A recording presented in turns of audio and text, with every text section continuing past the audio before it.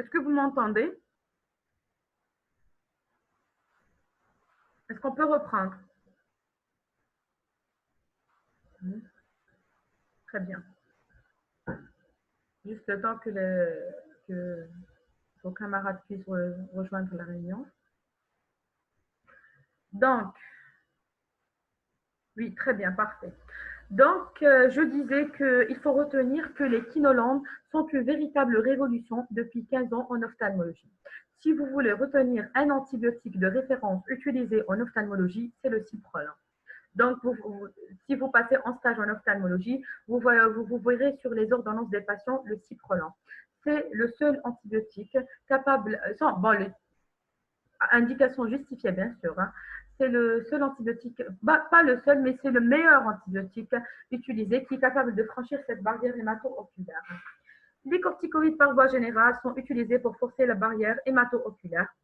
On a recours à des bolus de corticoïdes dans quelques cas d'uvéite grave. Je m'explique. Les uvéites antérieures, généralement, c'est une inflammation de la partie antérieure de l'UV. Généralement, l'acuité visuelle est conservée. On peut se contenter, selon le degré de l'inflammation, d'une corticothérapie par voie locale. Dans des cas plus graves ou bien des inflammations plus sévères, où la baisse de l'acuité est importante, où l'inflammation est étendue à toute l'UV, notamment la partie postérieure de l'UV, on est amené à utiliser des corticoïdes par voie générale en bolus, c'est-à-dire par voie intraveineuse pendant 3 jours, avec des doses très importantes, allant jusqu'à 500 mg, voire 1 g de corticoïdes par voie générale. Ça, c'est l'utilisation par voie générale des corticoïdes. Généralement, c'est les uvéites et les inflammations. Maintenant, quelles sont les voies spéciales à l'ophtalmologie? Quelques voies spéciales. On a les injections sous-conjonctivales. Par cette voie, donc, on injecte, on utilise des seringues adaptées et on injecte le produit en question sous la conjonctive. Par cette voie, on peut utiliser des corticoïdes ou des antibiotiques. Bien que les antibiotiques ne sont plus actuellement injectés par voie sous-conjonctivale, c'est-à-dire on réserve généralement cette voie à l'utilisation des corticoïdes. Hein. Il faut savoir qu'on n'injecte que lorsqu'il s'agit d'une affection vraiment grave, hein, une endophthalmie, une kératite, une uvéite antérieure. Maintenant, pour la voie rétrobulbaire, par cette voie, donc on rentre, il y a 2 sites d'injection. Le premier à la jonction tiers interne, 2 tiers externe au niveau du rebord orbitaire supérieur. Le deuxième, la jonction tiers externe, 2 tiers interne au niveau du rebord orbitaire inférieur. C'est une voie spéciale utilisée uniquement par l'ophtalmologiste. Par cette voie, on va administrer les drogues pour réaliser l'anesthésie locorégionale, appelée l'anesthésie péribulbaire ou bien parabulbaire ou bien rétrobulbaire, dans les chirurgies de la cataracte par exemple. Donc, il faut savoir que cette anesthésie, c'est la seule anesthésie qui n'est pas réalisée par les réanimateurs ou bien par les anesthésistes. Elle est conservée uniquement à l'ophtalmologiste, d'accord? Parce qu'il y a une proximité du globe, il y a un risque de perforation du globe et donc seulement l'ophtalmologiste peut réaliser cette anesthésie locorégionale. Ça demande une expérience et une connaissance parfaite des repères anatomiques. Maintenant, les injections intravitréennes, donc on a vu la sous-conjonctivale, la rétrobulbaire ou bien la parabulbaire, la voie intravitréenne. Donc, la voie intravitréenne, comment procéder? On va injecter le principe actif directement dans la cavité vitréenne par la voie d'abord de la pars plana. Elle nécessite un dosage parfait. Pourquoi? Parce qu'il existe des toxicités rétiniennes et notamment cristalliniennes. C'est-à-dire, si le médicament en question n'est pas dosé de façon parfaite, il y a un risque de cataracte toxique et notamment un risque de toxicité rétinienne. Comment procéder? Je mets en place le blépharostat pour ouvrir la fente palpébrale. Normalement, il y a un compas qui va mesurer la distance. Ah, très bien. Si vous voyez sur cette image-là, cet anneau blanchâtre annulaire sur 360 degrés, c'est le gérontoxin dont je vous ai parlé tout à l'heure. Donc, c'est un gérontoxin 6000. Ça, c'est le gérontoxin. Donc, je calcule à partir du limbe 4 mm. Hop, je rentre par mon aiguille directement dans la cavité vitréenne pour injecter le produit en question. Quelques indications. On peut utiliser par cette voie, on peut injecter des antibiotiques notamment dans l'endophtalmie. Il faut savoir que les injections intravitréennes d'antibiotiques en matière d'endophtalmie sont irremplaçables. Je dois injecter l'antibiotique par voie intravitréenne pour lutter et neutraliser le germe en question parce qu'il s'agit d'une infection grave et sévère et dont le pronostic reste réservé. D'accord? Donc, systématiquement, les injections intravitréennes d'antibiotiques. Les corticoïdes peuvent être aussi injectés dans les œdèmes maculaires et les occlusions de veine, mais généralement, ce n'est pas vraiment l'indication. Hein. Ils n'ont pas la même. Hein. Par cette voie, si vous entendez parler actuellement de plus en plus utilisés, de plus en plus indiqués, ce sont les anti-VEGF. Les anti-VEGF est une famille de médicaments utilisés pour le traitement des pathologies maculaires qui entraînent un œdème de la macula et donc entraînent un mauvais fonctionnement de cette partie si précieuse de la rétine. Exemple, une dégénérescence maculaire liée à l'âge. Exemple, un néovaisseau du formiope qui est une dégénérescence maculaire décrite chez les formiopes et les œdèmes maculaires, quelle que soit leur origine. On va injecter par cette voie l'anti-VEGF. En fait, si vous voulez que je vous explique plus, que je vous donne plus de détails, c'est quoi? En matière d'ischémie rétinienne, plutôt dans certaines circonstances et conditions d'ischémie rétinienne, il y a la libération d'un facteur, le VEGF. C'est un facteur de croissance vasculaire. Donc, il va provoquer une croissance anarchique, de néovaisseaux pour essayer de pallier à cette ischémie. Le message, c'était l'ischémie, synthèse de VEGF. Le VEGF est un facteur de croissance vasculaire endothéliale. Il va provoquer la synthèse de néovaisseaux. Mais ces néovaisseaux ne sont pas normaux, ils sont anormaux. Donc, ils ne sont pas entourés d'une paroi, c'est-à-dire, ce pas des vaisseaux normaux, c'est des vaisseaux pathologiques. À travers de ces vaisseaux pathologiques, il y aura la diffusion et la fuite de liquide qui va provoquer une augmentation, un épaississement de la macula, et donc c'est ce qu'on appelle un œdème maculaire. En injectant les anti-VEGF, on va essayer de bloquer les sites sur lesquels va réagir ce VEGF et donc interférer avec le mécanisme de l'œdème et donc essayer d'assécher et donc diminuer cette extravasation et cette fuite de liquide et donc cet œdème. Ça, c'est une parenthèse que vous gardez pour vous, juste pour vous expliquer quel est le mécanisme d'action de cet anti-VEGF.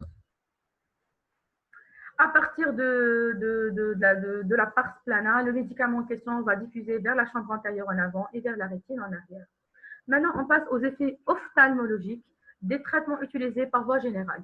Donc, bien entendu, certains médicaments, bien qu'utilisés par voie générale, vont provoquer des effets secondaires oculaires, notamment des affections rétiniennes, des neuropathie optique, c'est-à-dire atteinte pathologique du nerf optique, des glaucomes iatrogéniques, notamment le glaucome cortisonique, des cataractes et des syndromes secs, etc. Donc, un grand nombre de médicaments utilisés par voie générale vont retentir par voie oculaire. Je n'ai pas compris. La connexion, je n'ai pas compris. On commence par les corticoïdes locaux et généraux. On a les cataractes cortisoniques. Il faut savoir que l'administration de stéroïdes par voie locale ou par voie générale peut entraîner l'apparition d'une cataracte chez 20% des patients recevant un traitement, j'ai souligné en rouge, prolongé. Ce n'est pas la corticothérapie de 2 à 3 jours ou de 5 jours qui va provoquer éventuellement la cataracte. Ce sont les traitements utilisés au long cours. Que ce soit par voie locale, donc j'ai insisté tout à l'heure sur le point, j'ai souligné le point de l'automédication par des corticoïdes, ou général. Généralement, les patients qui sont sous traitement corticoïde au long cours, la sarcoïdose, les maladies de système, etc., tous les patients recevant un traitement corticoïde par voie locale ou générale au long cours doivent bénéficier d'une surveillance ou bien d'un suivi ophtalmologique rigoureux, soigneux et périodique, vu le risque d'apparition de cette cataracte cortisonique. L'aspect typique de cette cataracte, il est sous-capsulaire postérieur. Ça, c'est en rapport avec la localisation de l'opacité. Hein. Donc, aspect typique, cataracte sous-capsulaire postérieure. Deuxième effet secondaire, c'est l'hypertonie oculaire et le glaucome cortisonique. Il faut savoir que la réponse hypertonique dépend des facteurs liés au sujet et à la nature des corticoïdes. C'est-à-dire que ce n'est pas tout le monde qui va faire un glaucome cortisonique. Il y a certains facteurs héréditaires ou prédispositions génétiques et certains facteurs sont liés à la molécule elle-même. Ce n'est pas tous les corticoïdes qui vont provoquer une élévation de la pression intraoculaire. Mais le mot-clé, c'est toujours l'usage prolongé, l'usage au long cours, l'automédication. Autres effets, on peut avoir des hémorragies sous-conjonctivales ou des hémorragies rétiniennes, un amincissement scléral, surtout pour l'utilisation au long cours, et une hyposécrétion lacrymale, donc la sécheresse oculaire pour l'utilisation au long cours. La prise de corticoïdes au long cours nécessite une surveillance ophtalmologique qui doit comporter une mesure de l'acuité visuelle, un examen au biomicroscope après une bonne dilatation, qui dit examen du cristallin, dit examen sous-midriatique pour examiner la totalité du cristallin. Et systématiquement la prise du tonus oculaire, vu le risque d'hypertonie et de glaucome cortisonique. Deuxième famille, là on ouvre une parenthèse. Les antipaludéens de synthèse. Les effets secondaires des antipaludéens de synthèse sont graves et peuvent aboutir à la cécité. Il faut savoir,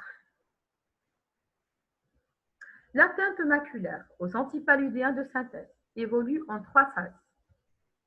Il y a une question? Non, très bien. L'atteinte maculaire aux antipaludéens de synthèse, désolé.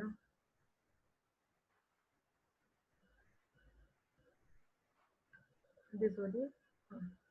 Donc, l'atteinte maculaire aux antipaludéens de synthèse évolue en 3 stades. Un stade préclinique, trouble de la vision des couleurs et modification de l'ERG. C'est-à-dire que le patient ne se plaint pas du baisse de l'acuité visuelle. Et le patient est plus ou moins asymptomatique. Donc, intérêt des explorations, notamment la vision des couleurs et l'électrorétinogramme pour dépister cette phase préclinique. Pourquoi on doit dépister la phase préclinique? Car une fois arrivé à la phase clinique, l'atteinte est irréversible parce qu'il y a une altération des cellules et des cônes au niveau de la macula et donc l'atteinte est irréversible. Intérêt d'un bilan pré-thérapeutique et d'un suivi régulier et rigoureux pour dépister toute atteinte qui va obliger de stopper de façon immédiate et définitive le médicament, sinon c'est la cécité irréversible. Le stade clinique, à ce stade-là, on a une baisse de l'acuité visuelle, c'est ce stade-là, un scotome central, un aspect en œil de bœuf à l'examen du fond d'œil. À ce stade-là, l'ERG, qui est l'électrorétinogramme, s'éteint et donc on a une atteinte diffuse des cellules photoréceptrices. Le stade de séquelles, là, ça c'est une cicatrice. Comment j'ai reconnu que c'était une cicatrice? Parce qu'il y a des altérations pigmentaires. L'aspect noirâtre, là, il y a des altérations pigmentaires et donc ça témoigne d'une altération cicatricielle ancienne. Au signe précédent s'associe un rétrécissement du champ visuel, des lésions de la dépigmentation de la rétine centrale et périphérique. Je vais revenir sur un point très important. Autre effet secondaire des antipaludéens de synthèse, on peut avoir une surcharge cornéenne, c'est la cornea verticillata, pardon, c'est cet aspect-là.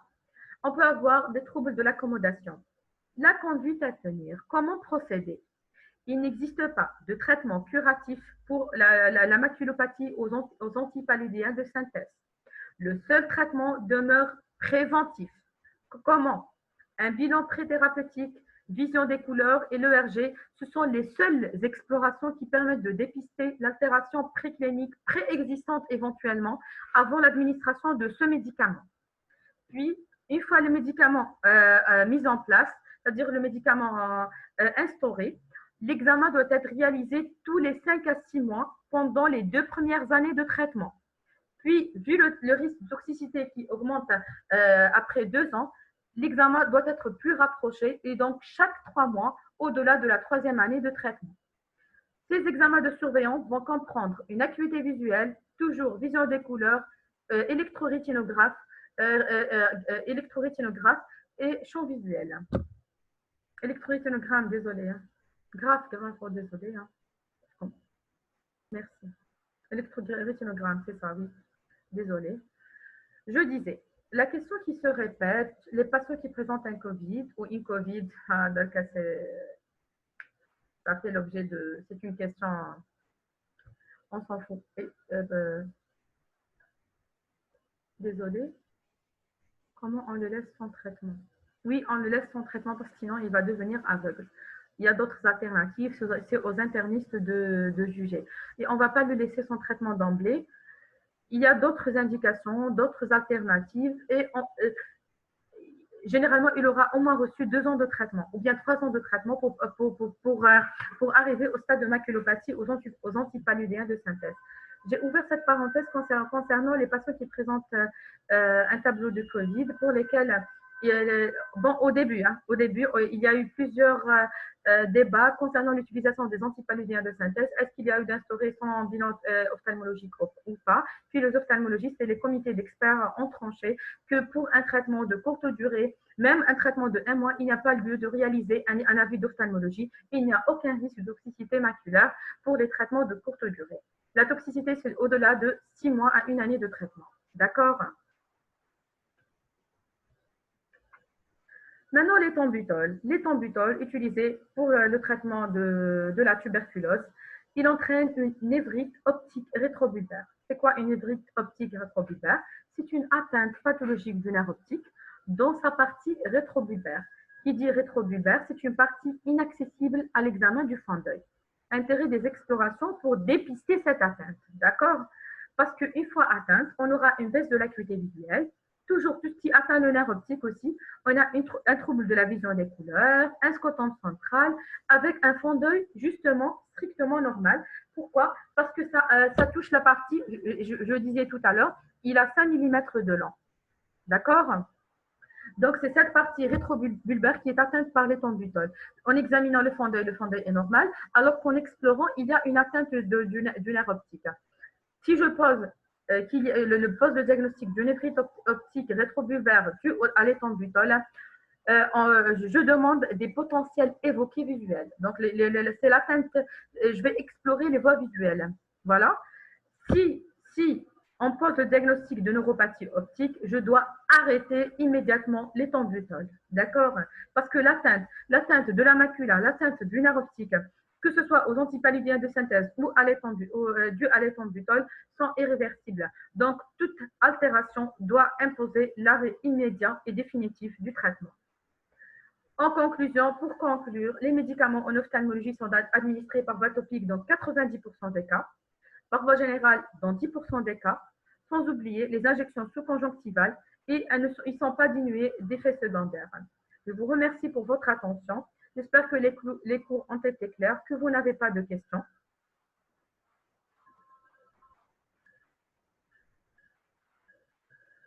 Si vous avez des questions, n'hésitez pas à les partager.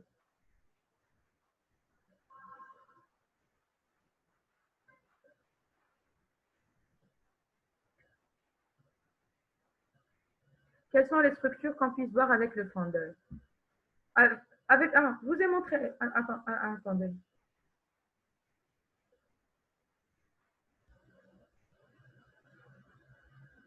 Ça, c'est un fond d'œil, bien qu'il est anormal. Par exemple, il y a Khalfa Binour qui partage son écran. Non, c'est une erreur. Alors, je disais, le fond d'œil. Vous voyez la papille optique, par exemple, disque, jaunâtre, à contour net. Vous voyez les artères et les veines de la rétine. Les veines sont plus larges, plus sinueuses, apparaissent plus sombres que les artères qui apparaissent plus grêles. Tout ce qui est rose, couleur orange rosé, c'est la rétine. Ça, c'est un aspect de macula anormal parce qu'elle est atteinte par les antipaludéens de synthèse. Ça, c'est la rétine du pôle postérieur, ou bien la rétine centrale si vous voulez dire. En périphérie, on voit le même aspect, la rétine avec des vaisseaux jusqu'à la périphérie. Les structures les plus importantes, c'est la macula, la papille et les vaisseaux du pôle postérieur. Ça, c'est à peu près les structures que vous arrivez à voir à l'examen du fond d'œil. Quels sont les médicaments qu'un médecin généraliste peut prescrire? Bon, vous pouvez prescrire des antibiotiques, notamment la rifamycine chivrée. Vous pouvez prescrire des mouillants et vous pouvez prescrire des produits de l'allergie. Les produits d'allergie, les antihistaminiques et les antidégranulants mastocytaires, par exemple. Concernant les produits du glaucome, les corticoïdes, les anti-inflammatoires non stéroïdiens, euh, et les autres familles d'antibiotiques sont généralement prescrits par l'ophtalmologiste. En consultation de médecine générale ou de pédiatrie, vous serez amené à examiner des enfants avec des conjonctivites. Si vous soupçonnez une kératite ou bien une atteinte plus sévère, c'est l'orientation vers l'ophtalmologiste. Sinon, vous pouvez se contenter par un lavage de sérum et la prescription d'antibiotiques par voie locale. Non, non, non, les cristallins ne peuvent être examinés au fond d'œil. Je ne pense pas que vous avez suivi le cours de l'anatomie. Non, ce n'est pas avec le fond d'œil, c'est l'examen direct du segment antérieur après une bonne dilatation qu'on va examiner le cristallin. Il fait partie des structures du segment antérieur de l'œil. Je vous ai dit, le segment antérieur, c'est la chambre antérieure entre la cornée et l'iris, et la chambre postérieure entre l'iris et le cristallin. Et tout ce qui est derrière, c'est le segment postérieur de l'œil qui nécessite un examen du fond d'œil. Si tout est clair, on va clôturer la réunion. Donc, je vous dis bon courage et bonne lecture. Si vous avez d'autres questions, n'hésitez pas à me les poser. Je vous laisserai volontiers mon adresse email.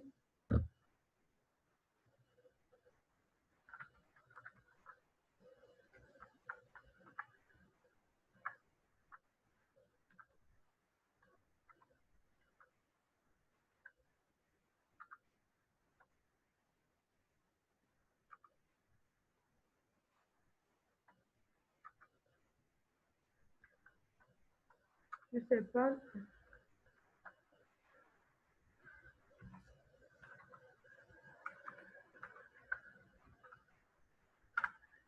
Donc, je vous ai laissé mon adresse email. Si vous avez d'autres questions, vous pouvez me contacter par mail. Sinon, je vous dis bon courage. Normalement, vous avez fait le tour du module d'ophtalmologie. Il vous reste le cours des cataractes. Normalement, vous l'aurez avec le docteur Benzib jeudi matin. Donc, on va vous confirmer normalement. Merci à vous également. Bonne fin de journée à tous et à toutes. Et bon courage.